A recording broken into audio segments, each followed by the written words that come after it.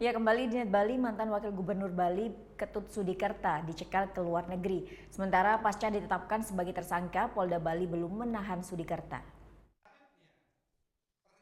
Pasca ditetapkan sebagai tersangka kasus penipuan dan penggelapan tanah senilai 150 miliar, mantan Wakil Gubernur Bali Ketut Sudikerta dicekal ke luar negeri.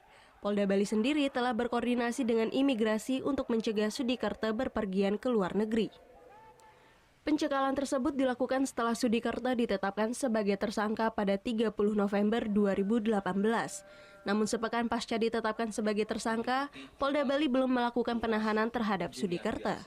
Jadi tidak semua tersangka dilakukan penahanan. Penahanan itu adalah apabila dikhawatirkan melarikan diri, menghilangkan barang bukti, dan sebagainya. Namun kita mengantisipasi, contohnya adalah apabila akan melarikan diri ke luar negeri, pasti kita berupaya untuk melakukan pencekalan. Setelah ditetapkan tersangka, Sudikerta belum pernah dipanggil kembali untuk dilakukan pemeriksaan. Hingga sepekan pasca ditetapkan tersangka, jajaran Ditreskrimsus Polda Bali sudah memeriksa sekitar 10 orang saksi, termasuk Oknum Badan Pertanahan Nasional. Mantan Wakil Gubernur Bali ini terlibat kasus penipuan dan penggelapan tanah senilai 150 miliar.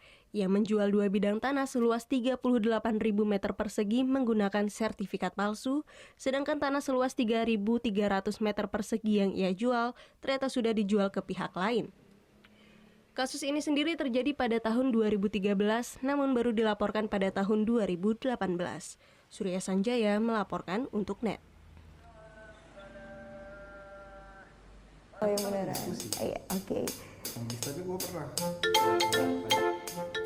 Nah, udah kan nonton beritanya? Jangan lupa di-subscribe, di-like, dan juga di-komen ya akun YouTube dari Net Bali. Terima kasih udah subscribe. Yang belum, jangan sampai lupa. Di sebelah sini nih. Subscribe.